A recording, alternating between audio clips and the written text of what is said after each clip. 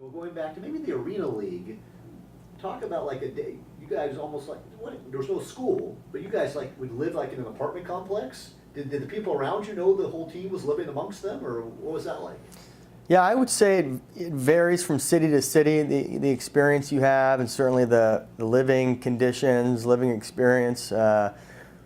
My first year was about as bad as it could have been living in Queens. I think I mentioned to you it was not, and I still to this day don't know why they put us there, because the sad reality was a lot of the guys on the team got in trouble that year. I mean, some legal trouble, some just team trouble, but they put us in an area that was similar to what these guys had experienced probably growing up. So some of the guys that came from bad, kind of bad urban areas. Also, they did this stuff while they were on the team there. Yeah. Okay, okay, I got you. Yeah. And that's also what you told me before, where 3 times a week people came up to you and were sure you were undercover. Oh, I'm surprised I wasn't jumped. In fact, I almost was jumped. Did I tell you the story about Yaddi, the local drug dealer? No, I'm going to hear this. Go ahead. Oh, this is actually, it could have been a catastrophic experience. So we lived in this apartment complex called LaFrac City, and they dubbed it La Crack City in Queens. And it was about, 3/4 of a mile from Queens Boulevard and Queens Boulevard subway, the entrance to the subway. So I was in the city that night, and I got back. I was by myself. I met some friends, actually some friends of mine, parents who were in town. I had dinner with them and messed around for a little bit and got back off Subway Boulevard or Queens Boulevard subway. I want to say it was probably close to 1, something like that. Streets were pretty quiet. And so I start walking. I can see my apartment complex, but I can also see on the left side of the street some guys on the street that were up to no good. And so they started kind of yelling at me, "Hey, what's up?" And I was ready to sprint at any moment, and I kept on walking, didn't acknowledge them. So they started crossing the street. And I probably had a huge bullseye on me by that time. I mean, the hair on my neck was standing up. I was getting ready to bust out to a full sprint. I was walking a little bit quicker. By this time, they're actually jogging across the street in my direction. And just as I break out in a sprint from about a block away on the same side of the street as they were coming from, I heard a voice that was like the holy angels talking to me, but it was this guy Yaddi. And Yaddi was a drug dealer. I mean, you can't make this stuff up. This guy and one of my roommates, who was no longer on the team earlier in the year, they became friends. And because my roommate was a bad guy, and so Yaddi yells at me, "Damon, what in the hell are you doing?" I mean, just starts yelling at me, tells these guys to stand down. Wow. and use some language I won't say on TV, but he basically screamed at these guys, and these guys cowered. Right. Yaddi was the man in Queens, and Yaddi, for whatever reason, I was like his little white puppy dog little brother. I mean, we went to lunch a few times. For as bad as he was, the things that he did, Right. He was a good guy. He had a good heart, at least for certain people. I'm sure, the badness probably outweighed the good. But on this night, to me, he was good. Yeah. And I swear to God, he took me under his wing. He walked me like an escort Right. to the apartment complex, walked me in. Yeah. He said, "Don't you ever, Right. ever walk these streets by yourself at this time of the night." Yeah. And it's really amazing. I mean, it's a funny story, but if he wasn't there, Right. What would happen? if he wasn't there, either I would have made it. Yeah. Yeah. I mean, I was pretty quick, so I had a good chance. But if something happened and these guys caught me, it would have been bad. It would have changed probably everything for me that season, because who knows what would have happened. Right. Well, I just thought about something. In football, you're trying to score a touchdown, someone catches you, that's one thing. If these guys catch you, that's a whole other thing. So that was, God, I hadn't thought about that story in a long time, but that just kind of wrapping that up, that shows you where I was in Queens. Yeah. And, you know, the games were great. Practices, we were in Long Island, in Great Neck, which is a beautiful area. Games in Madison Square Garden. So I spent as much time as I could away from Queens. Off days I was in the city, or, you know, I'd made friends around. So that was a bad living experience. I still enjoyed the football, obviously, and loved that year as a football player, but terrible living conditions. Yeah. And then the next 2 years, or the next year I was in Connecticut, and fantastic. They put us up in a place called, I think it was the Breakers. Anyways, it was just a great community, great complex, and had a very enjoyable experience there. And, you know, arena football, as you said, everybody lives together. There may be certain guys that live off, maybe they have a house there, maybe they're from there. But for the most part, guys share condos or apartments, 2 or 3. So, you know, and they pair you up. You know, they're not just going to put you with a random person. They'll let you know.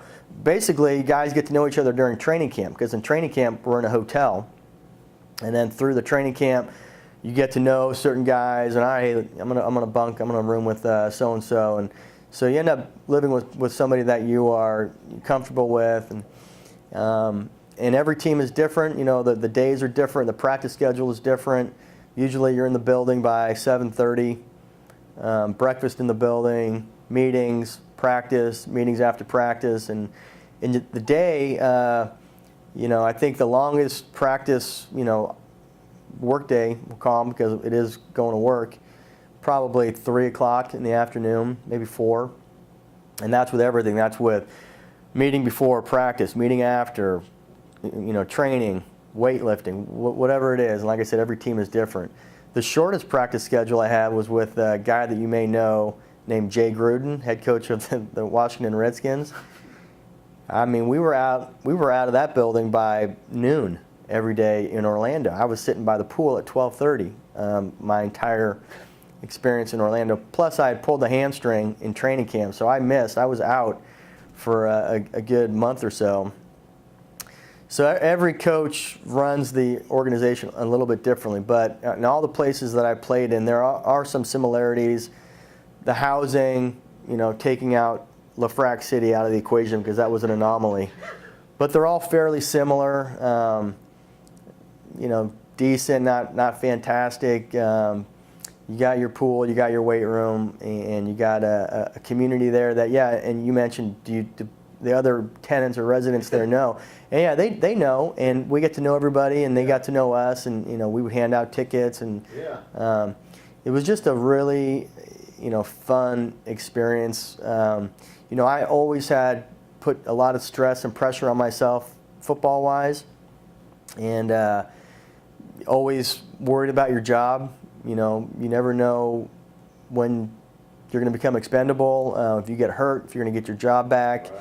So it is a business, Sure. like any other sport where you're getting paid. You got to perform. So you're always, you know, putting pressure on yourself in that regard. You know, you got to take care of that first. And if that's working, if the football is working, everything else is better. Right. If you're just like any other job, if you're doing well at your job, if the team's winning, if you're playing well, if you're taking care of your responsibilities football-wise, the other stuff becomes much more enjoyable. Yeah. And, you know, some guys get a little too caught up in the other stuff, and consequently they kind of lose focus on what they should be, which Sure. I think it's probably easier in the Arena League, and because, you know, if you get cut in the Arena League, you're going to go get a job, and you know, it's probably not that drastic of a change in your life. Whereas if you're out of the NFL and you got that small window to make that kind of money, just imagine the pressure that those guys are under. So I wouldn't equate it, you know, it's not apples to apples, but like any job, everybody wants to do well at their job and produce and perform. We traveled commercial airlines, so some teams have a private jet. The SaberCats do. I think the team in Detroit had a private jet. I did get to go on Elway's private jet one time on the way back from a game, which was nice. We'll save that, but John Elway took a liking to you. John Elway, yeah, we had some good times. Okay, well, what we'll talk about this is, we both know Patrick Walsh, and we say this, and Patrick Walsh saw him at the Super Bowl. Can you tell this? And then Elway was kind of, go ahead. Yeah, I think he just, Patrick said when he asked him if he remembered me, he kind of gave one of those, yeah, I remember him. Okay, that's so okay. That's all I needed to know. Okay. Not that I would ever think he would forget about me, but it was pretty surreal spending time with him, kind of on a friendly basis during that season, and then you kind of step back and say, well, I'm having a beer with John Elway Wow. in John Elway's house, and you look around and you see AFC championship trophies, NFL MVP trophies, and you're in this guy's house who is so iconic.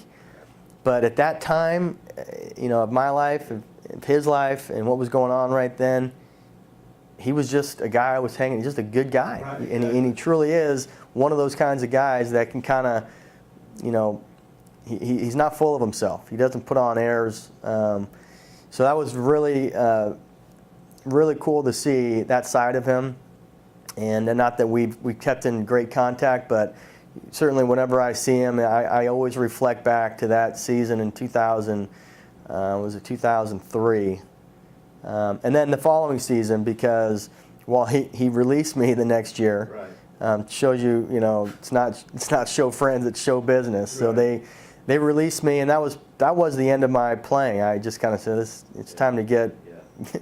But body's healthy, let's cut while we're ahead and get back to work.